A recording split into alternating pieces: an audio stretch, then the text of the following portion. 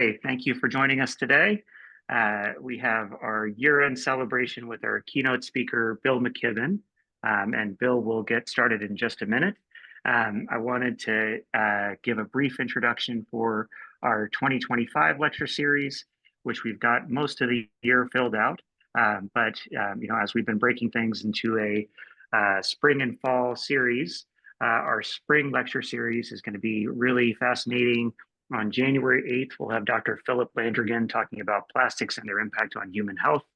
On February 19th, we'll have Lori Byron, a pediatrician from Montana, speaking about her role working with the youth climate action activists there in their lawsuit against the state. On March 12th, Alan Heber, who was a building services leader at Gunderson Health Systems in Wisconsin, will come talk about his role in leading Gunderson to energy independence. Then on April 9th, Amanda Blanchette from the Idaho Clinicians for Climate and Health and Irene Ruiz, a leader in the farm working community here in Idaho, will be talking about health impacts on farm workers.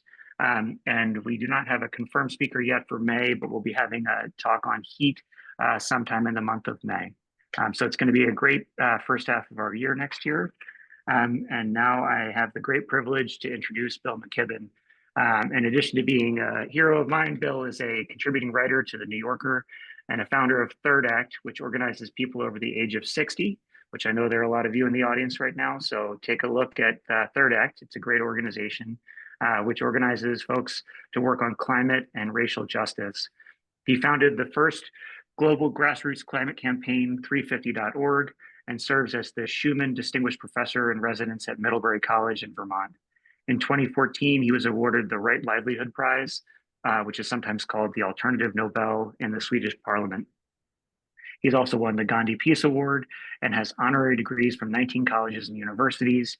He's written over a dozen books about the environment, including his first, The End of Nature, which was published in 1989 and really sent shockwaves around the world, I think, with its publication and sort of helped kindle the environmental movement. His latest book is The Flag, the Cross, and the Station Wagon. A Graying America looks back at the suburban boyhood and wonders what the hell happened. Bill also wrote one of my favorite books of all time, Long Distance. As a learning Nordic skier in middle age, it really tells a tale that is, very personal to me, but I can steal from his experiences. So with that being said, please welcome Bill McKibben. Well, thank you very much for that kind introduction. And greetings to you all from the other side of the country. I live up on the spine of the Green Mountains, where we actually got some snow on Thanksgiving. And indeed, I was out for a nice long ski through the woods this morning. So, though for me, it's been a dismal month since the election in a lot of ways. Life does go on and the world keeps spinning, and I'll talk about that a little bit. It strikes me that the things I want to talk with you about fall into a couple of categories, and I think I'll just get the depressing part out of the way first. One of my jobs for my whole life, since I wrote the first book about all this stuff back in the 1980s, one of my jobs, I think you might describe as just being a professional bummer outer of people, is a sort of interpreter of climate science. And right now that climate science is, of course, dismal. The temperature's been steadily ramping up for the last few decades, but beginning in 2023, it began to spike up very rapidly. I'm trying to think of how to talk about it in healthcare terms. Our chronic condition entered an acute phase. And so in the last 2 years, we've had month after month after month on this planet where we've had the hottest November ever recorded, the hottest August ever recorded. We've had the highest average daily temperatures that we've ever measured on this planet. The measurements only go back a couple of hundred years, but scientists are quite good at extending those with proxies, glacial cores, ocean sediments, so on.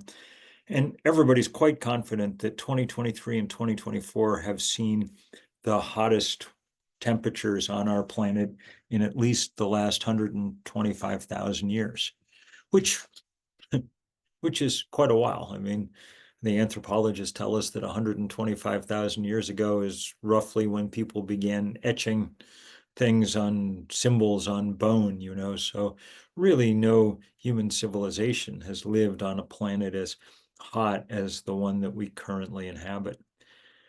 And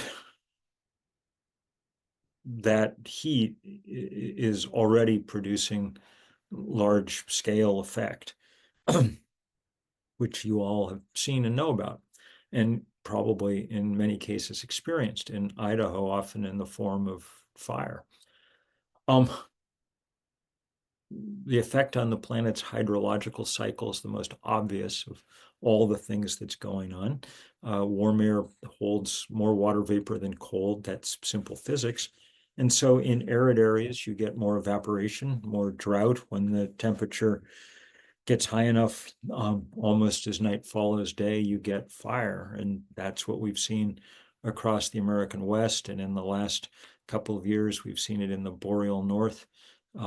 Fire on a scale that we haven't seen before. And of course, it's worth bearing in mind that those fires become big feedback loops of their own. Canada last year, which had its most extreme fire season ever, was the 5th largest carbon emitter nation in the world because of those fires, right up there with India and so on, even though it has a population of 30 million people.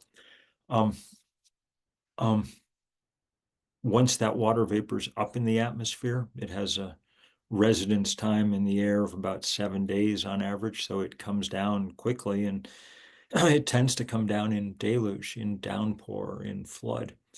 Vermont, where I live, has had wild flooding the last couple of years. We're a state of steep mountains with very narrow valleys, river valleys in between, and that's perfect conditions for flooding. We've had huge damage here, and we have extraordinary sympathy for the people of the Southern Appalachians who had their own bout of exactly the same thing this autumn after Hurricane Helene dropped absolutely unprecedented amounts of water on places like Western North Carolina. The mountains above Asheville, in some places, got 48 inches of rain in the course of a day.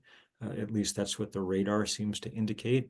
Those would be complete record-shattering events, and there's just no way for our infrastructure to deal with onslaughts like that.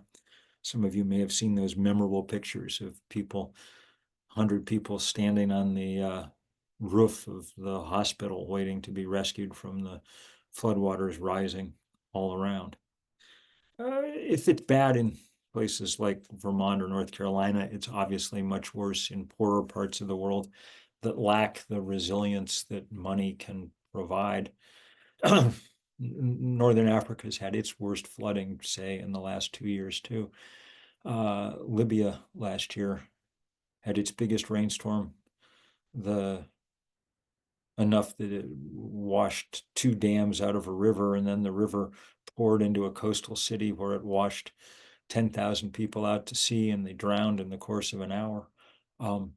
So those kind of things are a hallmark of the world we're in at the moment.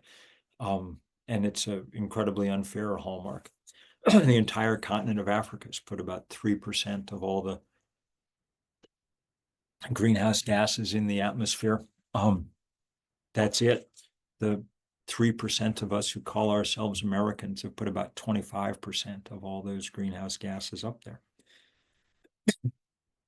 This year, we'll break on an annual basis the 1.5 degrees Celsius temperature goal that we set in Paris just 8 years ago. That's all it took to obliterate that thing that we said we'd be working very hard to avoid. And we're currently on a trajectory to raise the temperature of the planet closer to 3 degrees Celsius. And that in the lifetime of many of the people on this call. If that happens, we won't have civilizations like the ones we're used to. That's just too much violent chaos and flux. The UN estimates that produces somewhere between 1 and 3 billion climate refugees. Let's just say 1 person in 4 on this planet on the move because it's now too hot or too wet or too dry to live in the place where they were born. You've watched our politics. A couple of million refugees on our southern border were enough to warp and degrade and distort our political life into the ugly forms it's now assuming. Multiply that by 1,000, and then try to imagine what happens to our hopes for a working earth in that world. And remember, again, it's not the fault of the people who are going to have to move. They're not the ones who poured the carbon into the atmosphere and heated the earth the way that we now have. So the biggest job that humans have ever faced is not, sadly, to stop global warming. It is too late for that.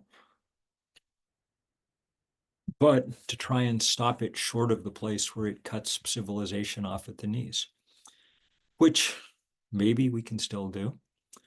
Maybe we can't.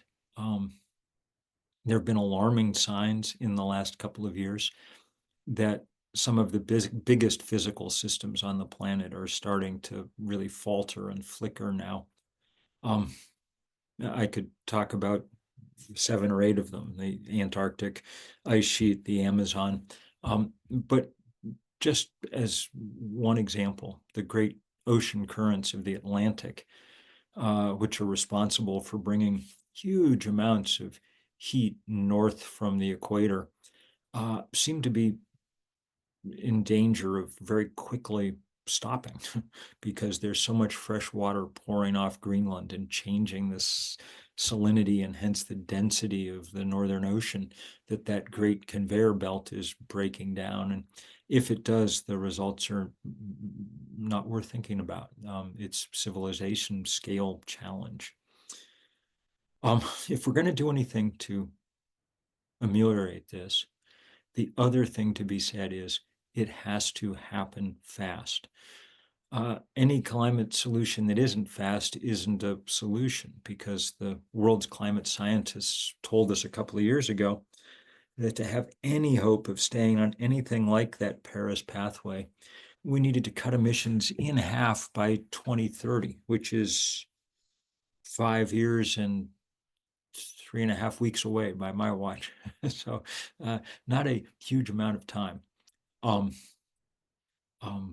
And hence it would be easy to get very discouraged, especially since our country in its wisdom has just chosen to elect a leader who believes that climate science is a hoax, and who has pledged to do everything he can to speed up the consumption of coal and gas and oil, the thing that causes the problem that we're in.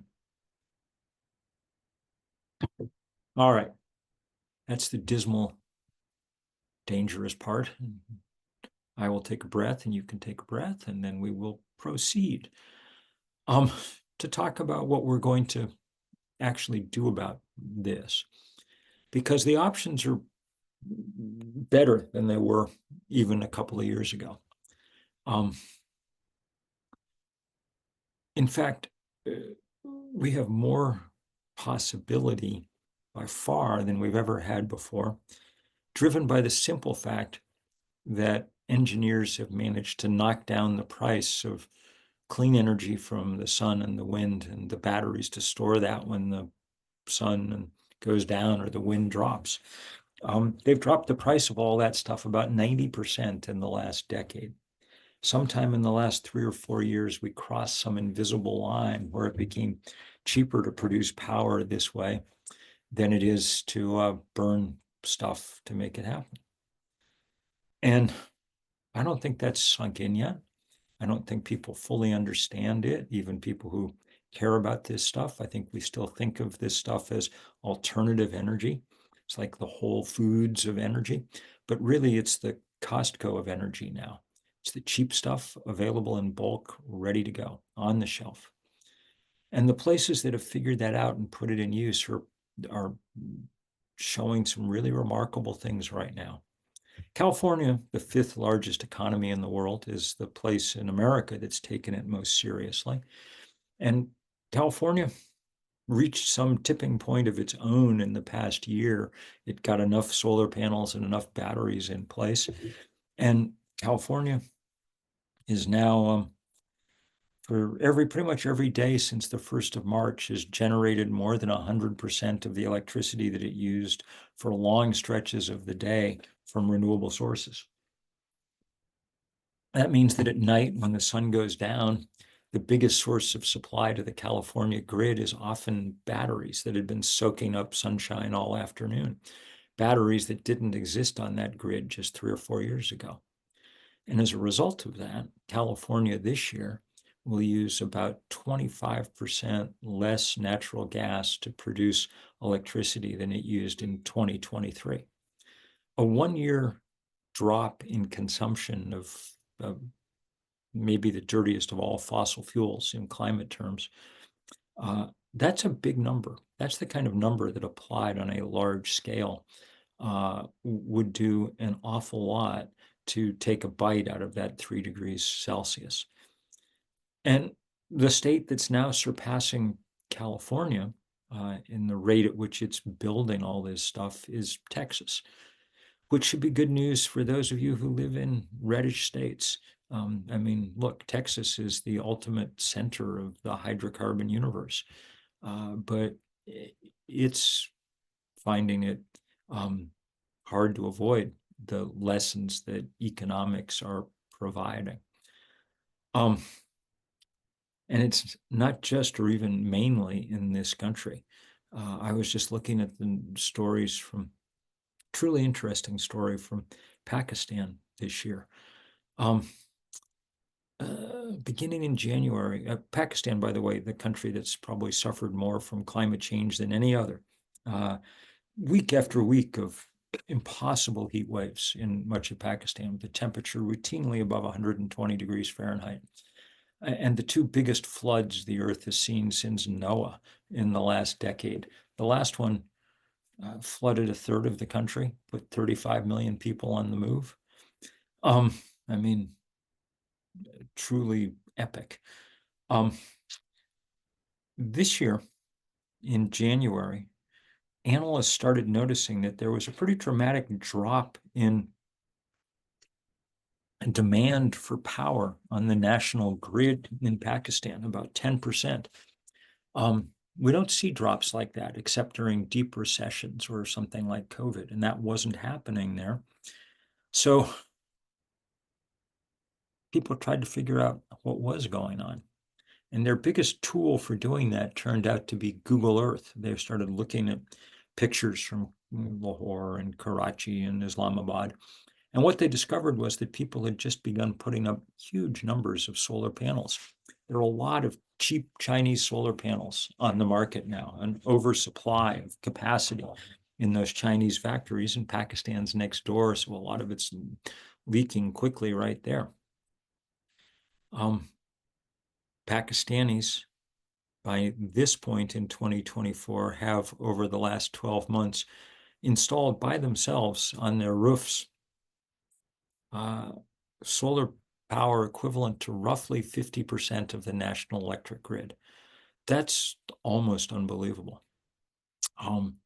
Those of you who've traveled in rural Asia, in Bangladesh or India or Pakistan, will remember the rhythmic chug of the diesel generators that are powering those tube wells, the deep wells that have been crucial since the Green Revolution for irrigation and one of the biggest sources of energy use in those countries.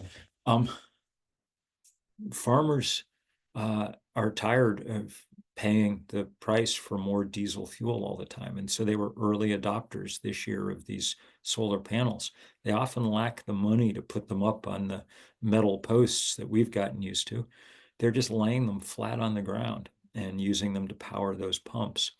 And as a result, diesel fuel use in Pakistan has dropped about 30% this year, which is, again, a big number.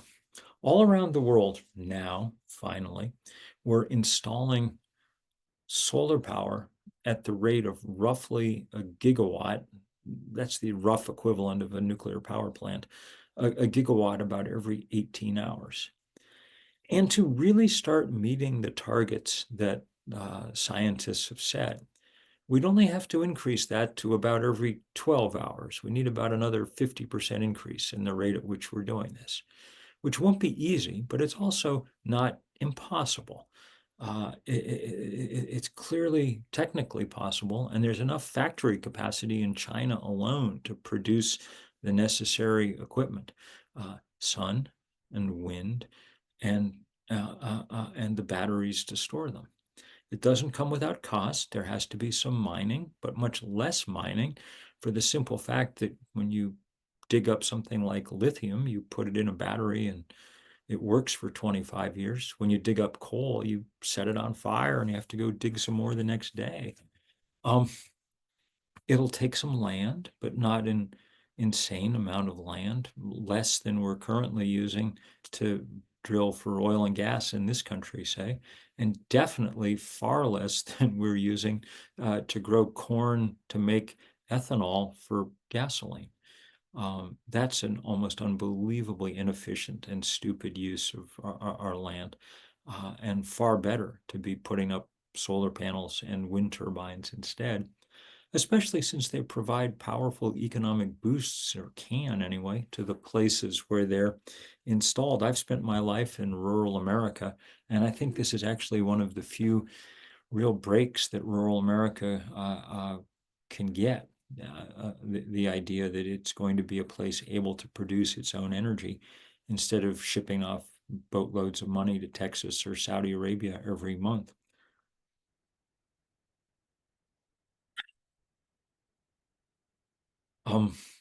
In the deepest terms, and one that I think might appeal to physicians, I think the way to think about this is that we're now quite capable of bringing to an end the human habit of setting things on fire.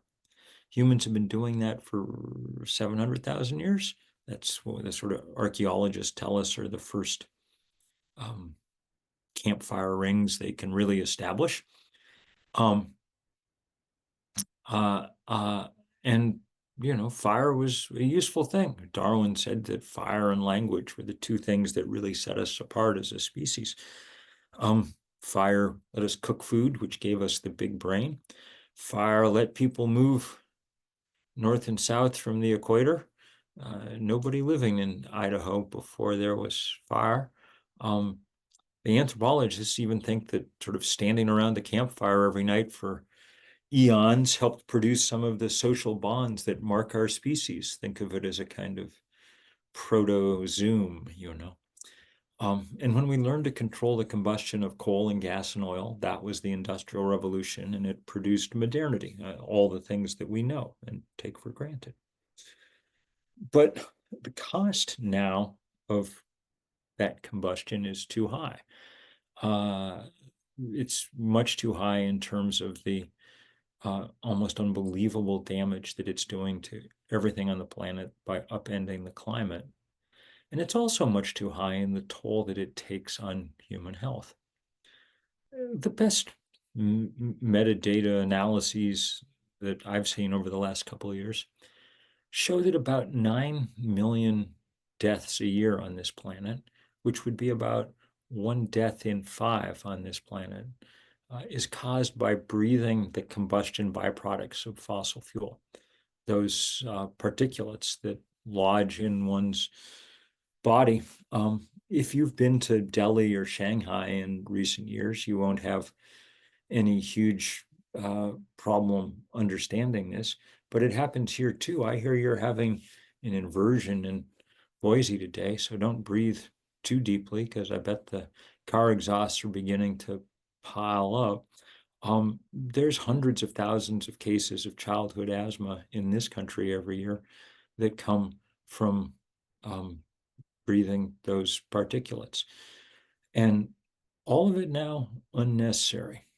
Unnecessary in the kind of immediate personal way, because we have the appliances necessary to stop that combustion. We have electric vehicles, or e-bikes even better, that don't require a fire under the hood, that spark plug sparking over and over again. We have electric heat pumps, which work great in cold climates, that don't require that you have a fire burning in your basement. You don't even need a fire in your kitchen anymore, because we have these magnetic induction cooktops. You can get one for $60 at Amazon. I'm the cook in our house. I love it. I don't understand how it works, something to do with magnets, but it works just fine, better than the gas stove I cooked on for years, and way better for the other people in the house. Children in homes with gas stoves have a dramatically elevated risk of asthma, because if you think about it, you just have a big campfire in your kitchen that's pouring, among other things, particulates into the atmosphere.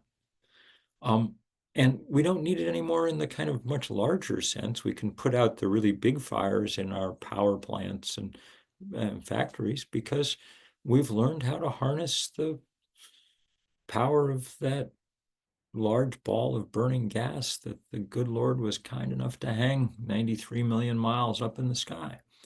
We can catch its rays on photovoltaic panels.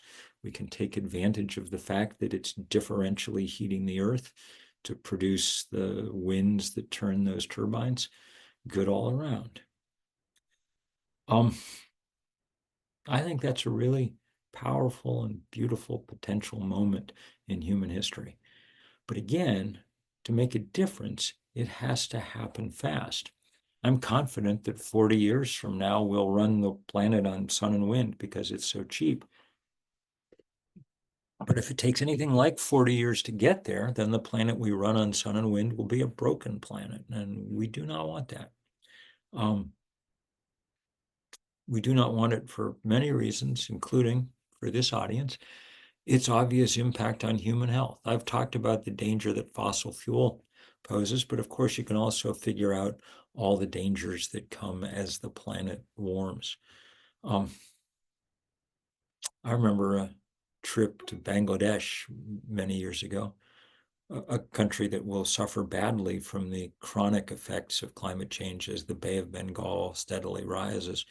But when I was there, they were in an acute phase. They were having their first big outbreak of dengue fever, the mosquito-borne disease that the World Health Organization says is the emergent disease of this century, because the mosquito that spreads it, Aedes aegypti, deeply loves the warm, wet world that we're creating on its behalf. And this was the first dengue outbreak they'd had in Dhaka, the capital of Bangladesh, and people were really scared. Big drawings of the mosquito blown up, on the front page of the newspaper and things.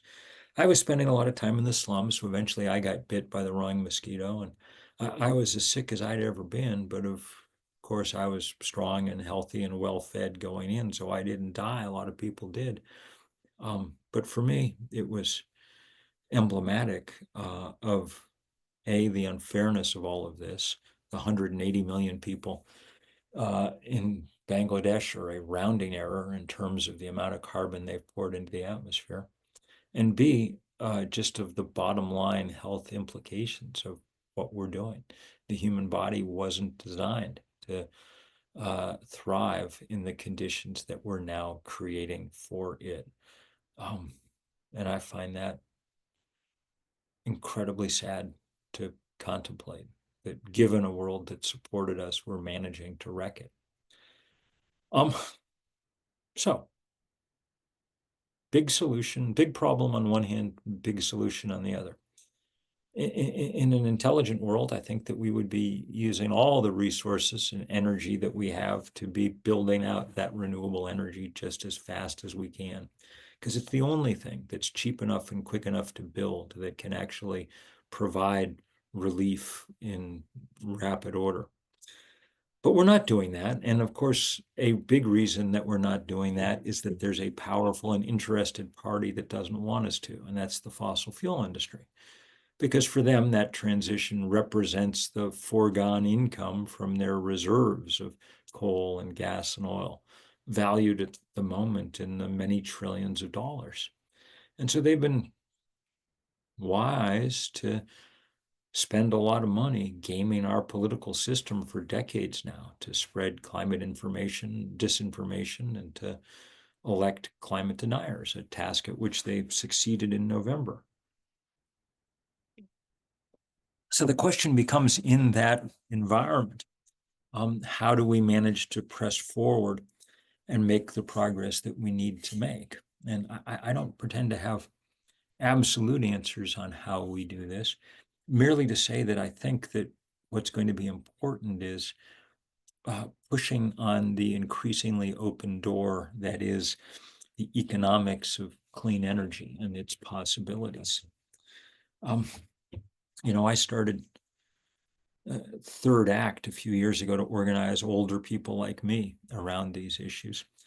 And we do a lot of work on very nitty-gritty levels, state public utility commissions and things, to make change. But we also work at the kind of zeitgeist level, the level of the culture.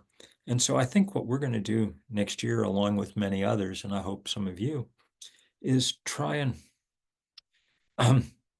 have some kind of big global day of action. I think we're going to call it Sun Day, that celebrates the moment at which we're in and the possibility of making really rapid change. And so imagine the parades of e-bikes or people inaugurating solar panels. I was talking with my friends in the climbing community at Protect Our Winters, a group of outdoor athletes concerned with climate change. And they were all ready to go, scale important buildings around America for the guerrilla installation of solar panels. Imagine a lot of physicians leading teach-ins about the effects of fossil fuel on human health, and how quickly and easily we could shift to something else. I stay tuned for more details, but circle the fall equinox next September in your calendar to make sure that you'll be able to take part in all of this, because I think it's going to be a lot of fun. And I think it has some chance of, in the same way that there may be a few people on the call old enough to remember the first Earth Day in 1970. I certainly can.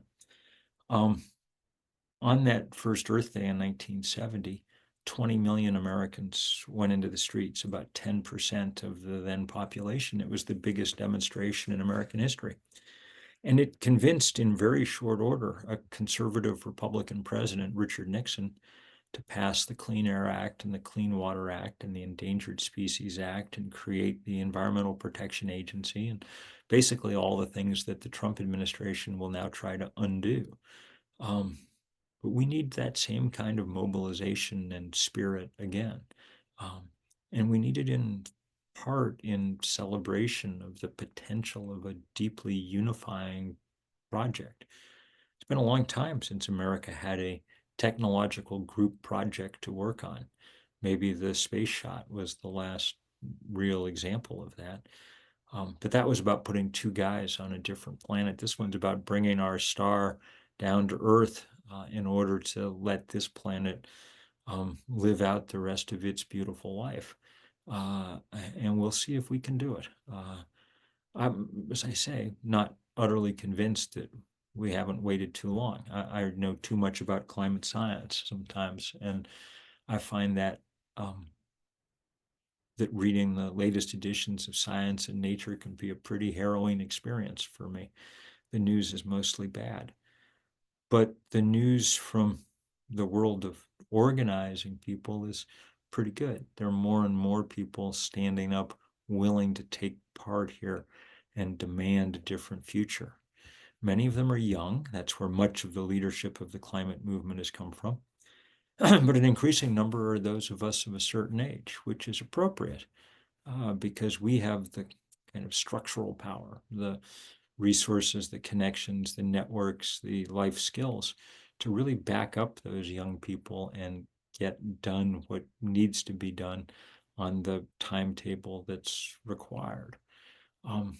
So I'm very grateful to any of you who are joining in this journey and in this fight. And I think that just the only thing I'd say is that no matter the individual and particular things you're working on in your own home, on your own hospital campus, in your own community, those are all important. But if we're going to get this done, we also need to be collaborating at a national and a global level on building the movement power sufficient to change the ground rules here some. That's why we set up things like 350.org or Third Act. And I very much hope that you all will. Americans default towards the individual, but at this point, the most important thing an individual can do is be a little less of an individual and join together with others in movements large enough to make some serious change. So that's, to me, sort of where we stand at the moment, and I'm eager to hear what you all have to think. Questions or comments or critique or abuse or whatever you would like is fine. But thank you for letting me talk with you. Thank you so much, Bill. Really great to hear your wisdom and experience. A lot of questions have come up from myself and the audience, and I'll take you through some of those questions in just a minute. But one thing I wanted to touch on that you brought up is, it really drives me crazy when I hear people talk about and assume that younger generations are the ones who have the climate problem to solve. And in reality, it's something they're inheriting. I just love how Third Act is taking folks from the generation that's got more time and resources to do something about it, and can show the younger generation that their elders care and they see that it's our problem, not the younger problem. Because I hear a lot when I give talks about how great it is that young people are getting involved, and I think it's even more important that seniors get involved. Because in terms of who's got the power, who's got the time, and who's got the resources, it's not the youth. They may have, a lot of ability to inspire, but having two teenagers myself, I can tell you, their calendars are fully booked, and they're feeling like they can influence things is pretty small. I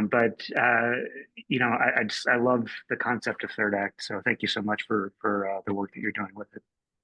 And there's not yet, I think, a Third Act state working group in Idaho, but we have lots and lots of kind of 100,000 sort of at-large members around the country. So go to thirdact.org if you're of more or less the right age. We don't really check IDs. And you can join in this work in all kinds of ways. Great. A question from Michael Bishop, one of our sustainability members at St. Luke's. You've devoted your life to addressing climate change and other matters involving the environment. How do you manage your frustrations and anger that might arise due to inaction by corporations and political leaders? Well, I don't always. I there are days when there are days when I'm a little despairing, and the only way I can motivate myself is just in the morning to say, how much trouble can I cause for Exxon today? Because their irresponsibility really does leave me kind of overwhelmed sometimes. But I manage my own to the degree that I manage my own stress and worry about all this. It's very much, I let on the secret earlier on today. I get out into the woods for an hour every day if I possibly can. And that makes all the difference to me. And I've had the great buoyant joy of watching these movements grow in the last few years. And so that's helpful too. It's very hard to deal with all this by yourself. Don't try to do this on your own. Yeah, and I think some questions that come out of that, you think about the difficulty that you mentioned at the beginning about threading the needle between just seeding doom and educating people about the terrifying things that are actually happening. I've been sort of relying on the old, sandwich concept where you start off with something scary or start off with something good, throw a bunch of scary stuff in the middle, and then finish with something positive and optimistic. Um, but how do you think we can best inform communities without just paralyzing them with despair? I mean, I think you did a Well, great job today. I don't yeah, feel coming out of your talk, despite hearing all that intimidating stuff, that we're hopeless. my craft, my background is as a journalist, and so I have, you know, feel a kind of certain duty just to be straightforwardly honest about where we are. And so I don't shy from telling people the bad news about the reality that we're in. But I, and I don't feel like I owe people hope, but I also try to make it clear to people that if I thought there was no point in doing what we're doing, then I wouldn't be bothering to do it. You know, um, um, there are very real and very large possibilities, not, as I said, to stop global warming, but to stop it short of the worst. And man, every bit that we can do is extraordinarily helpful. The the there's a big study last year trying to quantify this, and it was estimating that each tenth of a degree Celsius increase in temperature at this point moves about 100 million people out of a climatically habitable zone. So think about that for a moment. There's another study that came out last week. I was looking at the numbers. Their estimate was that each 1,000 tons of carbon in the atmosphere, each new 1,000 tons equals roughly a human death from the climate crisis over the course of this century. So, you know, there's there's a lot to be done here. Yeah, that's terrifying.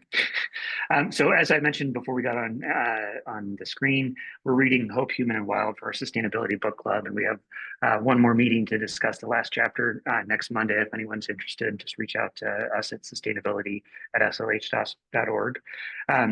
I do see parallels between the tone and the feeling we see at the intro of that book with the political climate at the time of the sort of the Gingrich Congress to the time I started reading it, which was right around Election Day this year. Do you think our current political divisions are really worse than they've been in the course of your life? Or does it just feel that way to me because it's more acute and we're being fed so much more news? I think that the divisions, I don't know whether the divisions are more acute. We've had pretty severe divisions in this country before we had a civil war once upon a time. But the thing that seems most dangerous and difficult to me is that we're no longer inhabiting a kind of shared reality. And that's been going on a while, but it is clearly accelerating. I remember making commercials 10 years ago on behalf of the Vermont, I don't know, Academy of Pediatrics or whatever it's called, trying to get Vermonters to vaccinate their kids. And just saying, look, because in Vermont, it's, Bobby Kennedy kind of left wing, people at the Waldorf school who don't want to vaccinate their kids. And it's like, guys, the same science that tells us about climate change, tells us that vaccines work. So, get to work on it and get it done. Um, and that sort of sinking feeling I had then that we were beginning to lose a kind of sense of reality has deepened dramatically. And I think that climate change really is at the heart of it, that the biggest disinformation campaigns by far have been around climate change, and that's because the economic stakes are so large, and the people who own coal and oil and gas have such extraordinary reason to try and game the system. But that's the part that seems hard for me to work back from. I don't quite understand how we're going to, but it's one of the reasons why I want to get across this ideas about uh, clean energy.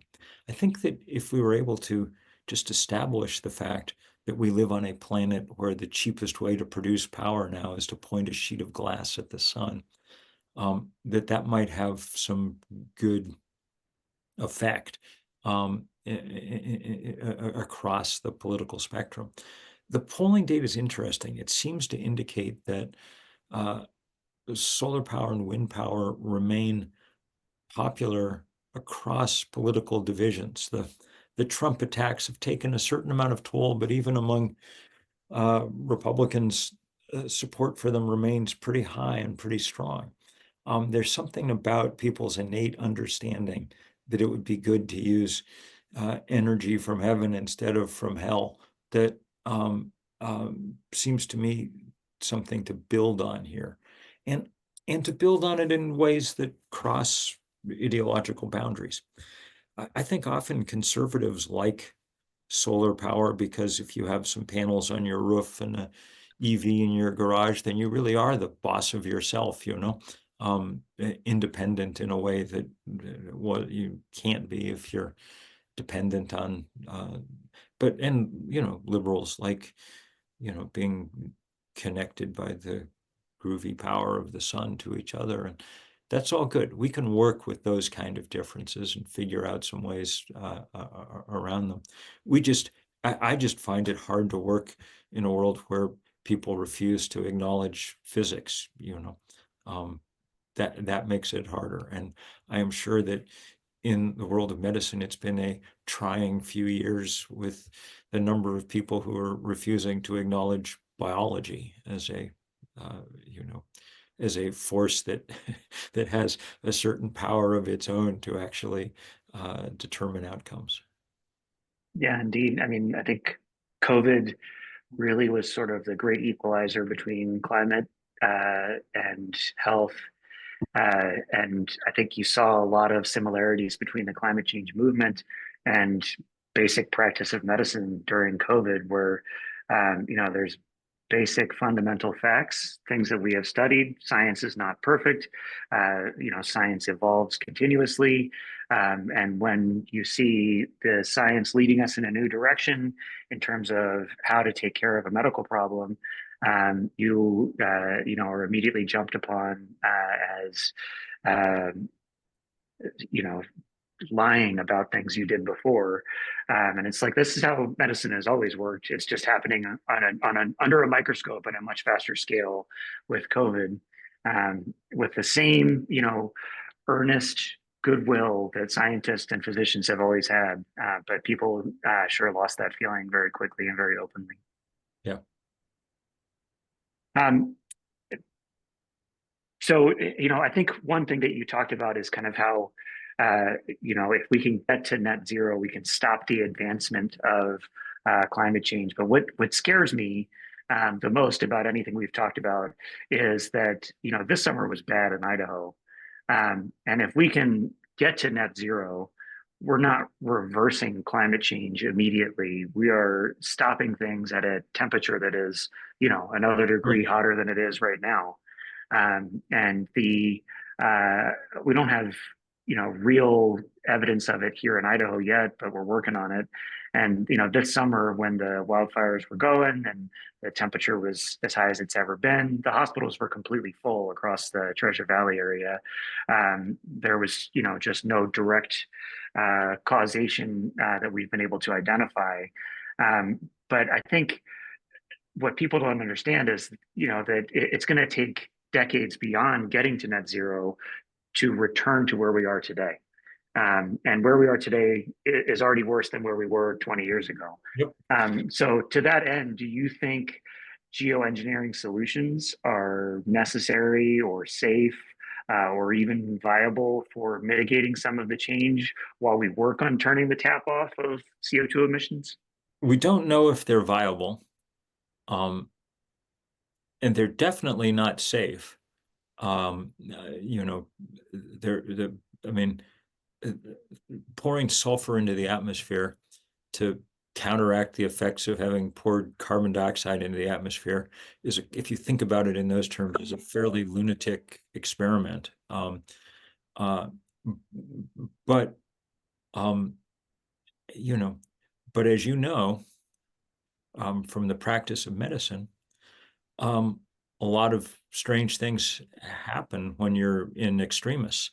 I mean, look, we've spent decades fighting cancer by pouring poison into people's bodies, Um, and so I think if we don't quickly get a hold of uh, emissions, then it's only a matter of time before we break that glass and start trying to geoengineer the earth. I think the consequences will likely be bad from doing that. The computer modeling indicates things like it screws up the way that the monsoons form. And there's, a couple of billion people who depend on the uh, correct operation of the monsoon for their living. Um, but um, I think in the short run, between now and 2030, which is really about as far forward as I find myself capable of effectively looking at the moment, job one, job two, and job three is to put up a lot of renewable energy. And I think we're going to look up in 2030 and see where we are and see what we have to do as a result. But it will all be easier if in the interim we have really convincingly made the transition to powering this world from sun and wind, which we definitely can do. There's no longer a technical or economic obstacle really in the way of doing that. There's just the endless obstacles of inertia and vested interest. And that's why we have to, and that's why we can do things like this Sunday thing that I'm talking about. We need to, sometimes, to get political change, you need to shift the zeitgeist in profound ways. That's what happened at the first Earth Day, which, if you'll recall, was driven more than anything by those pictures that came back from the early Apollo missions that showed for the first time the Earth hanging in space, this blue green orb in the big black void. And that shook up human consciousness in some interesting ways. And I think if we can get the realization across that the sun is ready to do its thing on our behalf, then that may shake up our consciousness in some interesting ways too. How do you convince large swaths of rural America, I mean, my state included, that renewable energy is a way to achieve this desired energy independence? Because I think the language you used earlier is very resonant with a lot of people in conservative rural communities of energy independence is the way to go. Well, But I think they're pursuing it through fracking yeah. more Uh, aggressively than they're pursuing it through cheaper, healthier, uh, more affordable, longer term, better investments. So so how do we make that switch? the one difficulty with renewable energy, with solar power, is in a weird sense that its economics are almost too good. It's almost too cheap. So it's actually easier to imagine how you become a billionaire fracking stuff than putting up solar panels. You can make a good living doing solar energy, but because you can't control the supply of this stuff, you can't keep it in reserve, you can't, whatever, then it doesn't offer quite the same possibilities for, and and and that means that it doesn't have necessarily the same kind of constituency driving it. So instead, we have to start thinking about things like the health of rural communities, their economic health, for instance, which is deeply degraded by. I mean, I live in Vermont. We're a tiny state. We have fewer people than Idaho, but we send $1 billion or more a year out of the state to Texas and Saudi Arabia and stuff every year just to buy more fossil fuel. There, that's true of places like Idaho as a whole also, even though there are pockets of oil and gas production that are important there. But political power doesn't go to the big, big common interest. It generally goes to much narrower and more concentrated small interests that are relentlessly pursuing their own thing. In this case, the riches that come with fossil fuel. That's why we have to build these political movements to bring other people in, and get other voices heard. I have some real hope that rural America may eventually seize on this as its um, uh, real possibility for resurrection. It's been a bad 5 or 6 decades in a lot of ways for rural America. Um, and and this is a one really powerful way out.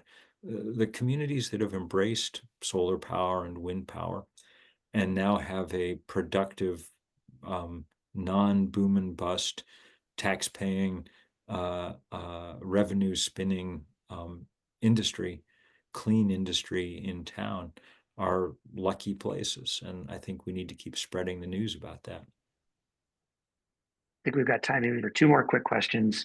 Um, This is from Audrey Hurt, one of our sustainability team members. When reading Hope, Human and Wild, one of the locations that resonated most with her was the chapter about Curitiba, Brazil. Mm, yeah. And I think this resonates a lot with this concept of indigenous wisdom, and kind of the old ways coming back into play today. How can we learn from Curitiba and the speed at which decisions were made there to make change?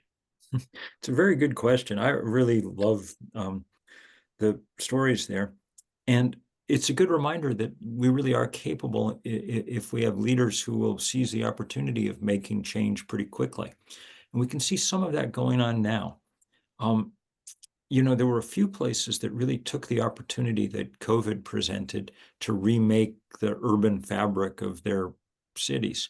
Um, the best example is probably Paris, which in the last 3 or 4 years has all but banned the car from the center city of Paris and built tens of thousands of miles of bike paths and on and on and on. And they're taking advantage of not just you know cultural changes and things, but of technological ones.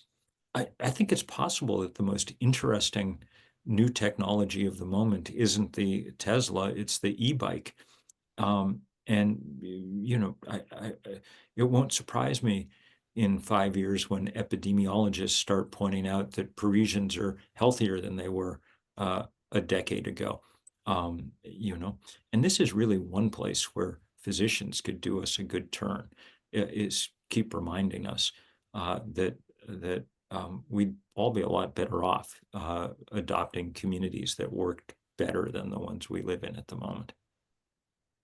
Do you think to that point that our role as physicians and really as individuals is best served focusing on community-based action, or should we be looking further afield and looking at national and Yeah. international action? So the first thing is that all of us have our things that we do from 9 to 5, or probably 9 to 7 for a lot of docs and nurses. Um, and and that's important that we bring our values to work and figure out how to make our workplaces healthier and how to spread information and things in those ways. But then most of the our other role is as citizens. And that we've sort of lost track of in this country. The work of citizens gets done nights and weekends, and we need to be good citizens of our communities and do a lot of the work there that we can because it's close to home and we know what's possible. And so building the bike path or whatever is a really good thing. But we're also citizens of our country and of our world. And that's why we've built these big global movements to allow people to have some leverage at other levels too. Because, as you can tell from the numbers that I've given today about the speed with which we need to work, we're really not going to solve this one Tesla at a time. Americans default towards the individual, and here's the last thing I'll say, because it's what I really believe the most. The most important thing an individual can do at the moment is be less of an individual and join together with others in movements large enough to change the basic political and economic ground rules here. That's why we build things like Third Act, and that's why we need people shoulder to shoulder doing this kind of work. So thank you all enormously for taking a little time to think about this stuff and for being part of this big, broad fight. Well, thank you so much, Bill. Really inspiring words to close out our year here. And hopefully we'll see you out on a Nordic Trail somewhere during the ski season this year. So thanks everyone for joining. I hope everyone has a safe and happy holiday season, and we'll see you back in January.